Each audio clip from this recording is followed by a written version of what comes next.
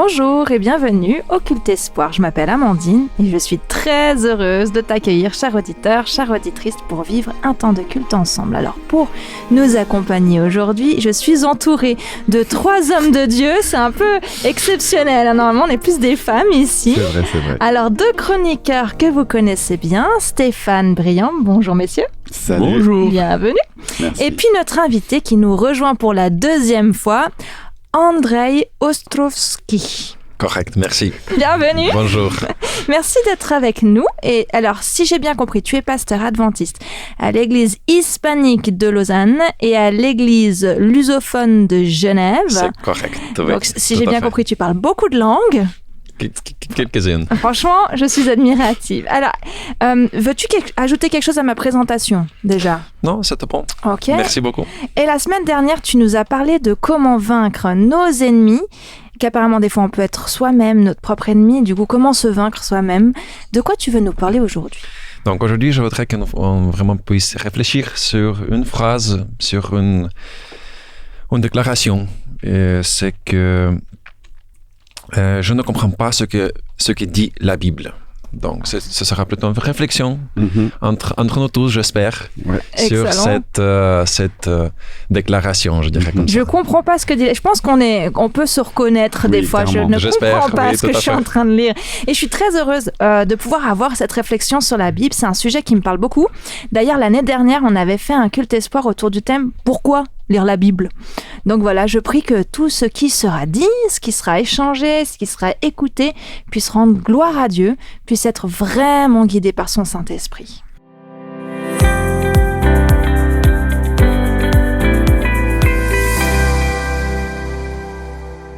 Alors Stéphane, que souhaites-tu nous partager pour cette chronique Dieu dans ma semaine? Cette semaine, on étudiait la Bible avec les enfants et un de mes fils a dit « Papa, je n'ai pas compris ce que tu as lu. » Mais rien compris. C'est trop chouette qu'il ose te dire ça. Oui. Donc, il parlait des versets que nous venons de lire, bien sûr, et c'est vraiment Apocalypse. C'était dans Ouh là là. Apocalypse. En même temps, t'as choisi. Bon courage. Voilà, Bon. je le comprends, même moi, je n'avais pas très bien compris. Mais heureusement, on était en train de lire un livre qui expliquait cette partie-là de la Bible pour les enfants. Ok. Donc, on a pu expliquer pourquoi on avait lu ce verset. Mais c'est surtout, je profite de cette situation-là vraiment pour prendre l'essentiel. C'est qu'il n'a pas eu honte de dire « je n'ai pas compris ». Ouais. Et je pense que nous aussi, on doit avoir c'est la même chose que les enfants, c'est ne pas avoir honte. Osez dire. Oser dire, parce que dans la Bible, il y a des passages très compliqués. Bah oui. Et hier aussi, on regardait cette semaine un film avec les enfants qui parlait de l'histoire de l'église adventiste et on voyait que chacun comprenait de plusieurs façons différentes la Bible à un moment donné. Donc, même les grands savants ne comprennent pas très bien la Bible. Donc, il faut vraiment oser. Et parfois, si on n'arrive pas à comprendre, on peut demander de l'aide à un ami, à quelqu'un de la famille, au pasteur de l'église, un collègue, vraiment le faire comprendre. Et aussi, pourquoi pas demander à l'auteur lui-même de la Bible. Mais Dieu l'a pas écrit, mais c'est lui qui a inspiré la Bible. Donc il faut vraiment le demander. Et chaque fois qu'on va lire la Bible, la parole de Dieu, il faut qu'on demande à Dieu. Donc pour cette semaine et pour tout le temps, vraiment appeler Dieu, prier Dieu avant de lire la Bible, et vraiment, il faut faire confiance à Dieu. Ouais, mais merci du Merci. partage.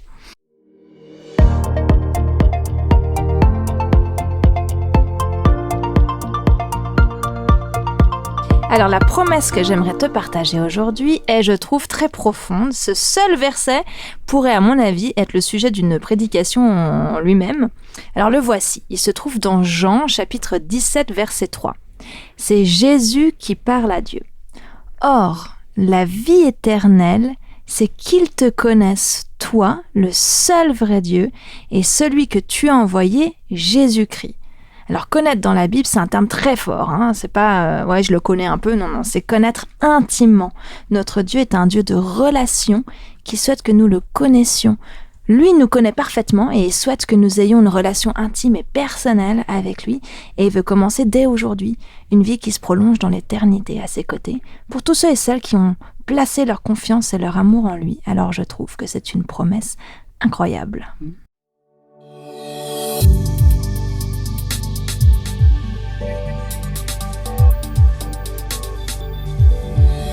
Briand, la parole est à toi. Louange en musique. Alors, auditeur, auditrice, voilà un groupe que j'aimerais te faire découvrir. Alors, peut-être que tu les as déjà entendus sur YouTube. C'est la Team Louange du Salève. C'est un groupe chrétien adventiste situé en France et plus précisément en Haute-Savoie. Et encore plus précisément sous le Salève. C'est un groupe qui chante les louanges du Dieu vivant et la bénédiction qu'il nous donne en son nom. Et le chant qui va suivre est une composition de leur groupe qui se centre sur la personne de Jésus. Le nom de Jésus, le Fils de Dieu, envoyé pour nous sauver. Oui, il est venu pour nous. Il est venu pour toi, son nom est Jésus.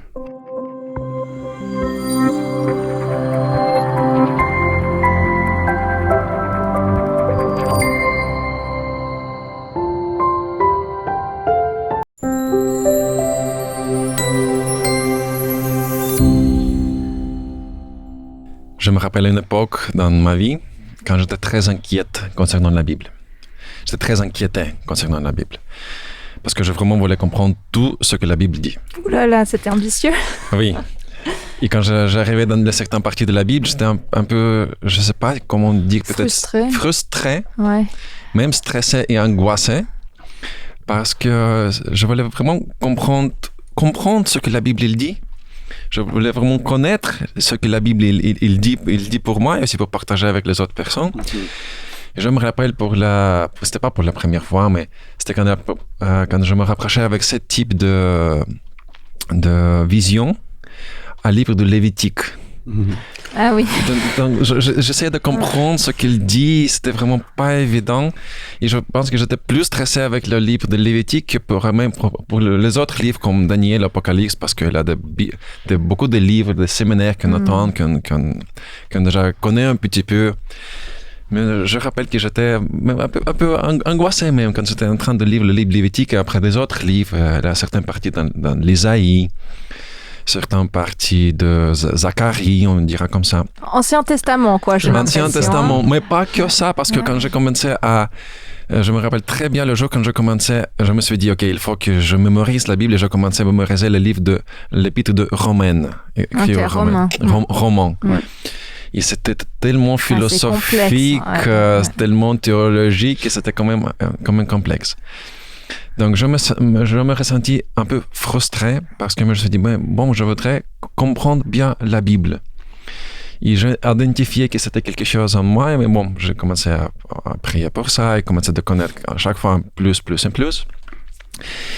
Et c'était, pas un jour, mais c'était quelques fois que je suis retombé sur quelques textes qui me faisaient beaucoup réfléchir sur cette question. Et je voudrais vraiment aujourd'hui partager avec vous 2 textes. Excellent. Que quand je les ai lus, je me dis, OK, ça m'a donné d'espoir, mais ça désespérait encore un peu plus. Donc, accompagnez-moi. OK. Donc, c'est les évangiles. Évangile selon Jean, chapitre 2, et versets 21 et 22. Donc, regardez ce que l'évangéliste dit là. Donc, Jésus il est en train de parler, et après, le texte, il dit. Mais quand Jésus parlait du temple, il parlait de son corps. Mm-hmm. C'est pourquoi, quand Jésus se réveillera du milieu des morts, ses disciples se souviendront qu'il a dit cela. Alors, ils croiront à ceux qui disent les livres saints et aux paroles de Jésus. Donc, qu'est-ce qu'on trouve là? Donc, on trouve Jésus tout au début de son ministère. Donc, il vient de faire son premier miracle. Et jusqu'après son premier miracle, il est en train de discuter avec quelques personnes qui étaient là-bas. Et après, on se rencontre ça. Et on voit ici que Jésus il est en train de dire quelque chose. Les disciples, ils ont écouté ça, ils ont retenu ça, mais c'était quand qu'ils ont compris ça, et c'était quand qu'ils ont commencé à croire à ça que Jésus il les a dit. 3 ans plus tard. 3 ans plus tard. Ouais. Et c'était quelque chose qui ça m'inquiétait encore plus. En quoi ça t'a inquiété? Parce que, imaginez-vous qu'un disciple, il a connu le cœur. Ah, ils étaient avec eux qui connaissaient Jésus.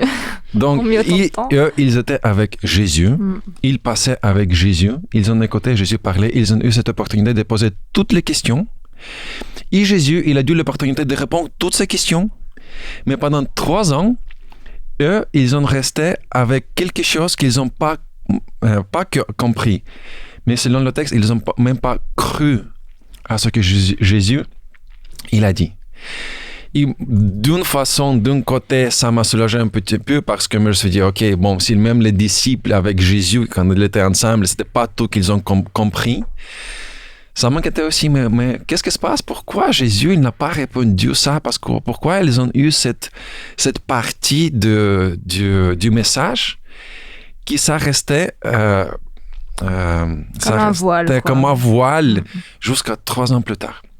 Donc, et maintenant, on tombe sur une deuxième histoire que je vous invite de m'accompagner aussi. Donc, Actes des Apôtres, chapitre 1. Et ici, en fait, ce qu'on retrouve tout au début de ce chapitre, on retrouve la dernière conversation entre Jésus et ses disciples. Donc, vraiment la dernière, parce qu'après cette conversation, on voit que Jésus est en train de partir au ciel.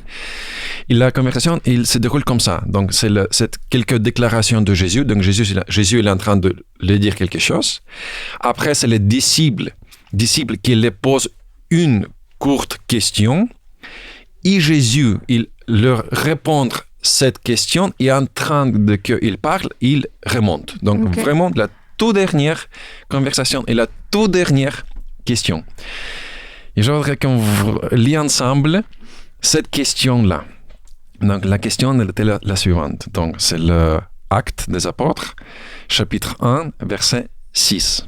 Il dit le suivant. Les apôtres sont donc réunis avec Jésus et ils lui demandent Seigneur, est-ce maintenant que tu vas rétablir le royaume d'Israël? Après ça, Jésus répond quelque chose et il part. Mais analysons cette question. Donc, en fait, pendant la vie de Jésus, il a prêché beaucoup sur son royaume de Dieu, sur l'essence du royaume de Dieu, de quel type de royaume il va établir. Donc, Jésus a beaucoup parlé de ça, beaucoup. Et ils n'ont rien compris. Puisqu'ils demandent si le royaume d'Israël va venir maintenant. Ils ont dit, Jésus, ok, d'accord, nous sommes prêts. C'est maintenant que tu vas prendre toute ta force et nous va rétablir ici dans la terre. Enlever les Romains, on va faire que maintenant le royaume d'Israël soit fort, soit glorieux. Et Jésus, il parle. Et Jésus, il parle. Donc, encore une fois, ça me pose la question. Donc, qu'est-ce que Jésus a fait pendant 3 ans et demi? Si on parle même des choses basiques, Jésus, il n'a pas réussi de... C'est vrai que Jésus n'a pas réussi de les expliquer son message. Mais Jésus est parfait, donc il ne peut pas avoir échoué. Tout à fait. Donc, et c'était ça la continuation de votre réflexion. De mon réflexion, parce que c'était pas une faillance, c'était pas un échec. Mais peut-être Jésus, il a voulu une autre chose. Peut-être Jésus, il a un autre but. Pas que partager avec eux quelques enseignements, quelques doctrines, quelques connaissances cognitives, quelque chose qu'ils puissent simplement connaître. Et après, on peut se souvenir quand Jésus était même avec eux, au fin de son ministère, il même les a dit, n'inquiétez pas vous, parce qu'il y a quelqu'un qui va venir et qui ira vous tout expliquer. Ça. Donc, en fait, Jésus, ce qui m'interpelle dans ce texte-là, Jésus, il n'était pas en fait trop angoissé, trop stressé, si dans ce précis moment, les disciples ils ne comprenaient pas quelque chose de spécifique de son message, même si on parle de la nature de son royaume. Donc, ma question, quel était le but de Jésus? Si ce n'était pas qu'il expliquait toutes les doctrines, si ce n'était pas d'expliquer toute la théologie, c'était quoi? Et en fait, la réponse que moi j'ai eue est une réflexion que je voudrais partager avec vous, qui est le plus grand cadeau que les disciples ils ont reçu. C'est l'opportunité de connaître à la personne du Jésus. Ils ont eu cette opportunité de marcher avec lui, de manger avec lui, de voir comment il parle, comment il prie, comment il... qu'est-ce qu'il priorise dans sa vie, comment il gère les situations stressantes, comment il se comporte avec les personnes qui sont arrogants. Donc en fait, la plus grande bénédiction que les disciples ils ont reçue, c'est pas que, je ne veux pas dire que c'est pas important parce que Jésus il a beaucoup parlé et c'était vraiment quelque chose de valeur très grand. Mais dans ce précis moment, dans quelques moments de sa vie, les disciples, ils n'ont pas peut-être réussi de tout retenir. Ils n'ont pas réussi de comprendre tout ce que Jésus voulait dire, ce que la Bible voulait dire, de comprendre tout ça. Mais ce qu'ils ont réussi, c'est de voir cette image de Jésus, de parler avec lui, de manger avec lui, de voir comment il se comporte, pour voir comment le Dieu il est. Et mes amis, pour moi, cette réflexion, il était soulageant. Et c'était soulageant. En quoi, du coup, c'était soulageant pour toi? Parce que pour moi, ça m'aidait à mettre les priorités un peu différemment. Et donc, quand ça m'aidait à se rapprocher à la Bible avec Jésus. Et de lui dire, Jésus, peut-être maintenant, je ne voudrais pas tout comprendre. Maintenant, là, de Lévitique, il y a tellement de choses que peut-être toutes les choses techniques, ce n'est pas à moi de comprendre maintenant. Donc, je te demande de m'expliquer dans ce moment. Mais maintenant, quand je suis en train de lire ça, je voudrais te connaître mieux. Je voudrais que tu te présentes à moi comme personne. Que moi, je peux connaître comment tu es, comment tu étais, comment tu seras pour te connaître plus comme personne. Et le reste, si je ne comprends pas une autre chose, donc je me suis dit que mon but, c'est de connaître mieux Jésus. Et le reste, c'est demander que son esprit puisse me révéler ce qui est écrit dans sa parole, dans son temps.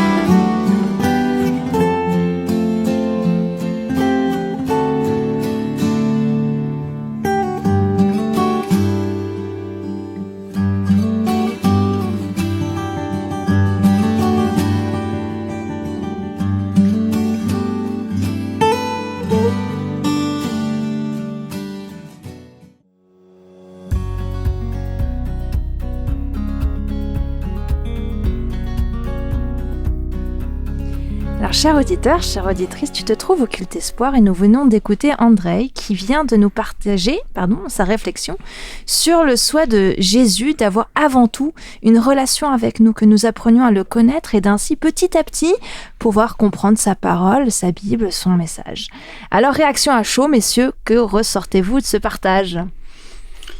Ben, moi, ça m'a beaucoup fait penser. Alors, j'ai pas d'enfant, mais par rapport à ton témoignage et par rapport à ce que tu as dit, je le vois un petit peu, cette relation que Jésus a pu avoir avec les disciples.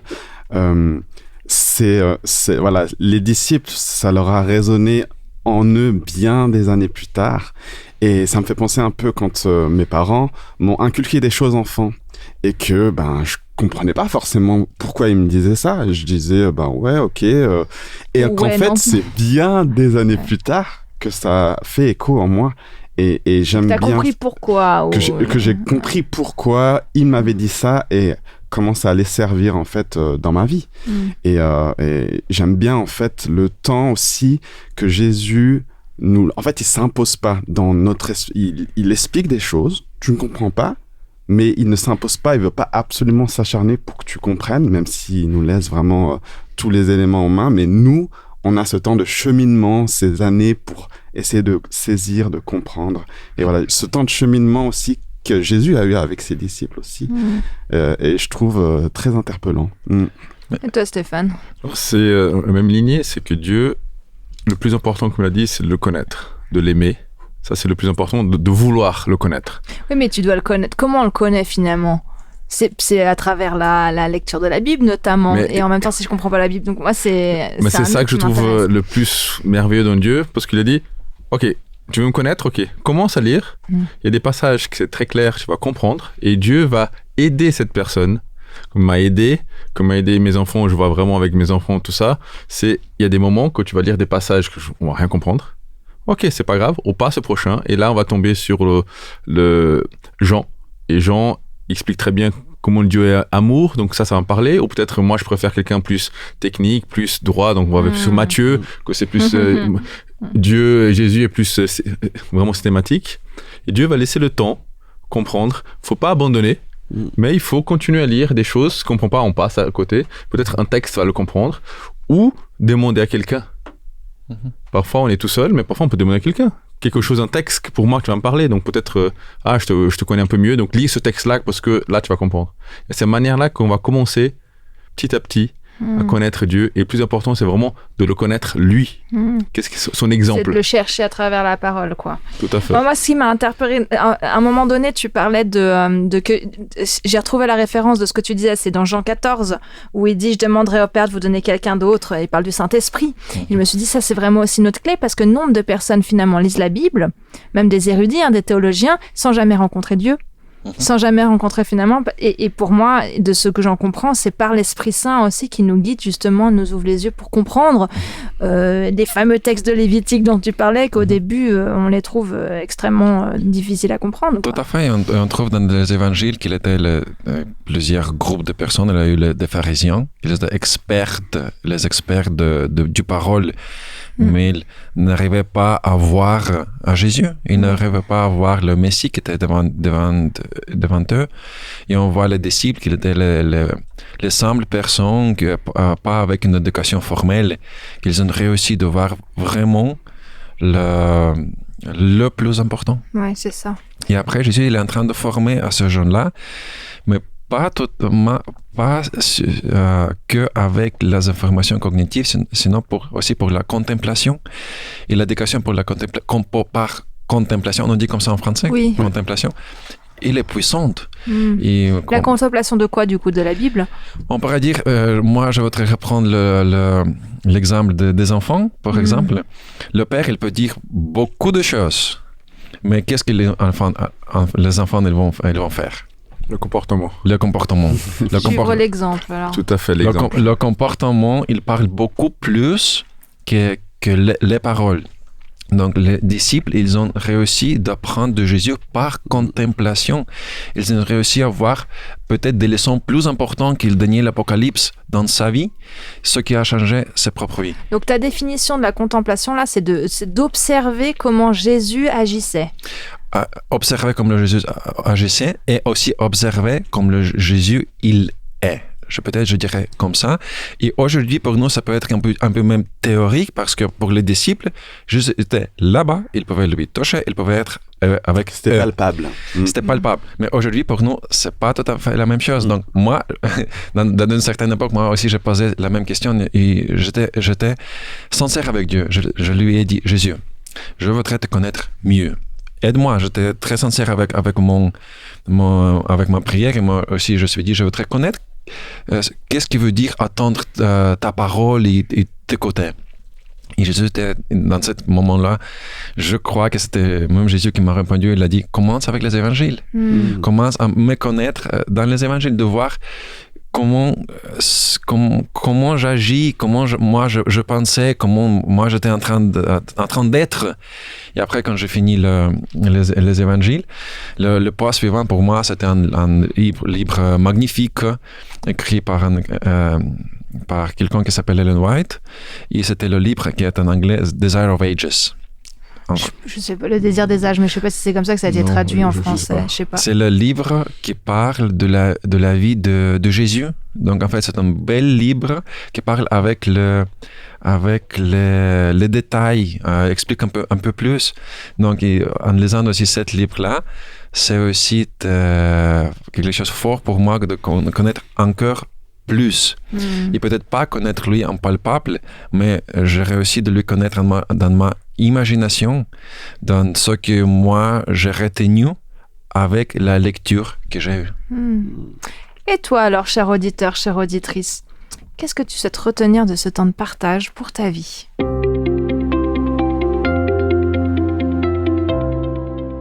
Alors en fait, le livre dont tu parlais, c'est Jésus-Christ. Le titre en français. Voilà, pour ceux qui veulent aller voir. Alors nous voilà dans la chronique Dieu dans les arts. Alors pour cette chronique, je réfléchissais à une œuvre qui parle de Jésus, de rencontre avec Jésus, de vécu avec Jésus et de la Bible. Voilà, tu viens de nous en donner une. Mais là, moi j'avoue, pendant que je préparais, il y a eu une période d'errance où je séchais complètement. Ah, la panique de la page blanche, je ne sais pas ce que je vais raconter. Et puis il y a un livre qui m'est revenu en tête. Je ne sais pas si tu en as déjà entendu parler, c'est disons un best-seller dans le monde européen adventiste, Rencontre avec le Christ de Roberto Badenas. Ça vous parle ? Ouais. Tu l'as lu toi ? Oui. Tu connais ? Oui, et puis il est en espagnol en plus, tu l'as lu en espagnol toi du coup ? Tout à fait. Voilà, il est aussi en français, du coup, moi je ne parle pas espagnol. Alors j'avais lu pour ma part un autre livre du même auteur qui est, si je comprends bien, en fait une version allégée, plus courte de ce best-seller. Cette version est intitulée Rencontre inoubliable. Alors on l'avait lu même avec Brian, on l'avait beaucoup aimé et ça nous avait tellement touché que je l'avais offert à l'époque à une de mes amies qui plus tard a donné sa vie à Jésus. Et puis en 2008, si je me rappelle bien, une très touchante comédie musicale inspirée du livre Rencontre avec le Christ avait été présentée dans mon ancienne église à Collonges-sous-Salève, en France. Ils avaient mis en scène les histoires de ce livre inspiré de la Bible. D'ailleurs, il y a un DVD de cette comédie musicale, si tu veux voir. Alors, il faut juste, la qualité vidéaste équivaut à la qualité des caméras et sons des années 2000 dans nos églises. Mais c'était donc pour moi la première fois que je découvrais un peu le contenu de ce livre.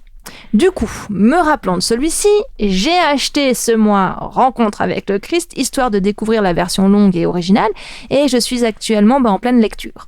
J'en parlais avec Marilyn, qui elle l'a lu entièrement il y a des années. Toi aussi, j'imagine que c'était il y a des années, parce qu'il est un peu vieux ce livre déjà. Et elle me partageait un peu son ressenti. Alors Marilyn, elle compare ce livre un peu comme l'équivalent époque 1990 de ce qu'aujourd'hui propose la série The Chosen, pour ceux qui connaissent. Il raconte une dizaine de rencontres de Jésus, ces rencontres individuelles qu'on découvre dans les évangiles. Alors, quelques exemples, rencontre avec Jean-Baptiste, avec les disciples, avec la Samaritaine. Et il vient nous immerger dans toutes ces rencontres spéciales que Jésus a eues.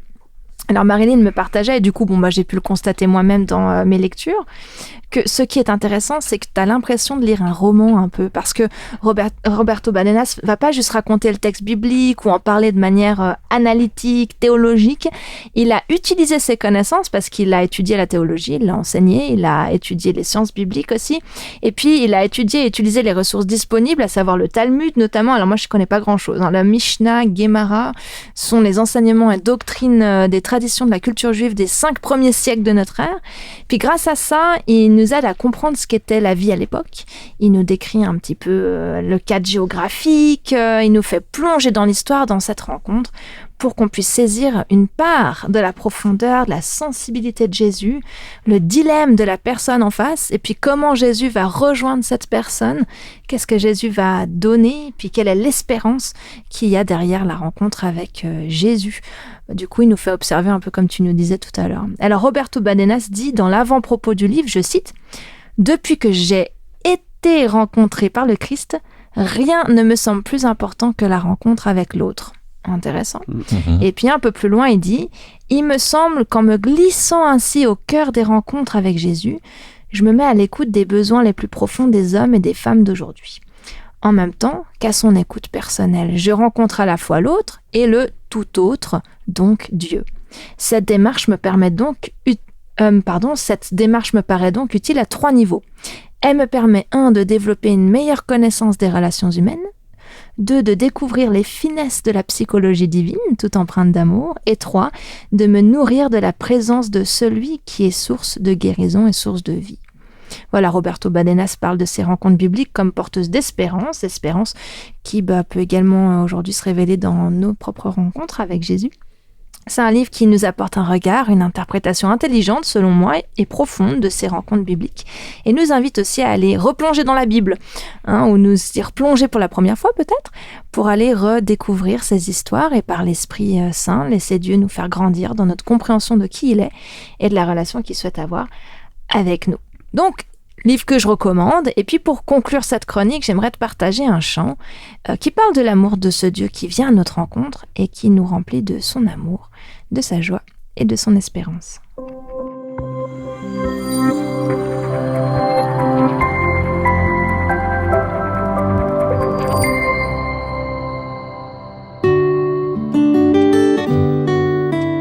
Dans les psaumes 145, 18, nous dit « L'Éternel est près de tous ceux qui font appel à lui, de tous ceux qui font appel à lui avec sincérité.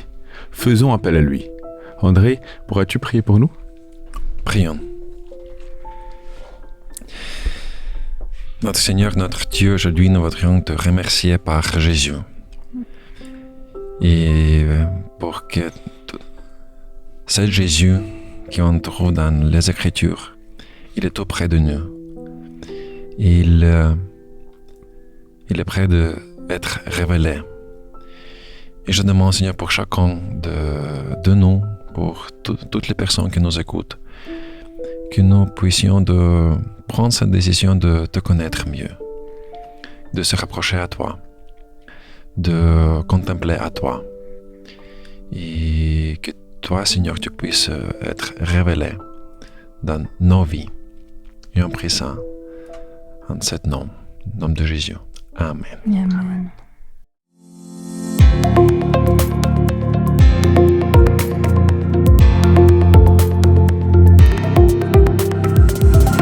Alors après la réflexion, suite à l'action, c'est parti, on t'écoute, qu'est-ce que tu nous proposes ? Si on devait donner un titre à l'action de la semaine, je pense qu'avec tout ce qu'on a évoqué, ce serait « Jésus, je veux te connaître ». Ok.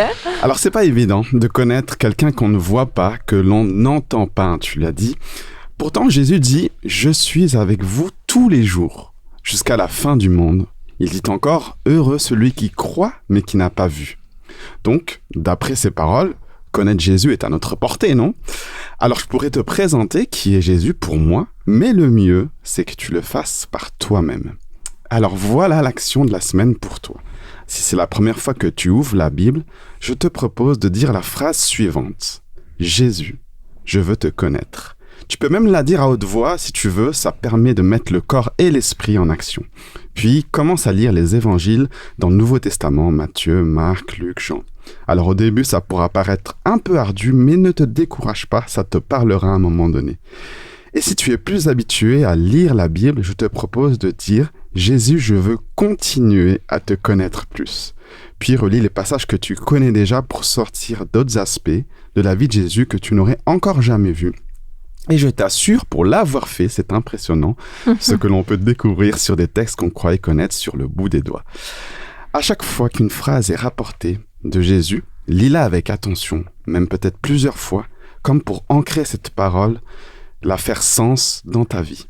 Essaie de faire cette lecture régulièrement. Alors au début, c'est peut-être un petit peu de discipline à mettre en place, mais après, je te laisse découvrir par toi-même. Belle expérience et belle semaine. Merci Brillant. Alors j'avoue que tu vois, j'ai fait ça les dernières semaines. Pourtant, on n'avait pas discuté de ton action.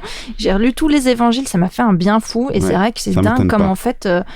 le Seigneur, il se révèle à nous, on grandit tout le temps, on chemine tout le temps. Donc voilà, chers auditeurs, chères auditrices, si tu as envie de faire cette action, sois vraiment béni et accompagné dans cette aventure que tu vas faire. Et puis nous voilà arrivés à la fin de ce culte. J'espère qu'à travers celui-ci, tu as pu être édifié. Et je prie que ce que l'Esprit a planté en nous puisse mûrir, grandir, que nous puissions garder de ces échanges ce qui est bon et ce qui est juste. Et puis si l'équipe des chroniqueurs de ces cultes espoirs, nous sommes tous bénévoles, poursuit sa mission tous les sabbats, c'est que nous sommes passionnés par Jésus et nous avons soif que le plus grand nombre puisse entendre le message de l'Évangile. Alors n'hésite donc pas à partager ce culte autour de toi. Merci Stéphane et Brian pour votre engagement à nos côtés, merci pour vos partages, soyez bénis les amis. Et puis merci Andrei d'être venu partager ce que le Seigneur a mis sur ton cœur et dans ton intelligence. Pour nous, sois toi et ta famille vraiment bénis dans votre ministère. Merci beaucoup. Merci. Et puis il ne me reste plus qu'à te souhaiter, chers auditeurs, chères auditrices, une semaine bénie, sois protégés et guidés et rendez-vous la semaine prochaine. Bye!